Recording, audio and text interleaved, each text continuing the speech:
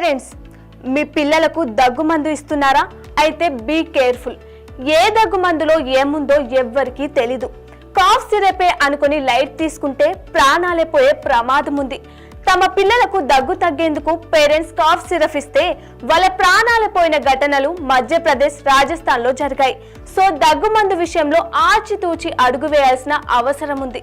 ఈ నేపథ్యంలో కేంద్ర ఆరోగ్య మంత్రిత్వ శాఖ కీలక ప్రకటన చేసింది. 2 years కంటే తక్కువ ఏజ్ ఉన్న పిల్లలకు ఎట్టి పరిస్థితుల్లోనూ దగ్గు సిరప్లు ఇవ్వకూడదని స్పష్టంగా తెలిపింది. మధ్యప్రదేశ్, రాజస్థాన్ లో దగ్గు సిరప్ వల్ల 11 మంది పిల్లలు మరణించినట్లు వార్తలు రావడంతో కేంద్రం ఇటువంటి హెచ్చరిక జారీ చేసింది. 2 ఏళ్లలోపు చిన్నాలకు దగ్గు, జలుబు మందులు సూచించడం కానీ ఇవ్వడం కానీ చేయకూడదని ఆదేశిస్తూ రాష్ట్ర ప్రభుత్వాలకు తెలిపింది.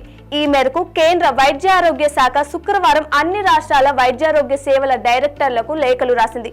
చాలా సందర్భాల్లో ఎలాంటి మందులు వాడకుండానే దగ్గు సమస్య దానంతటా అదే తగ్గిపోతుంది.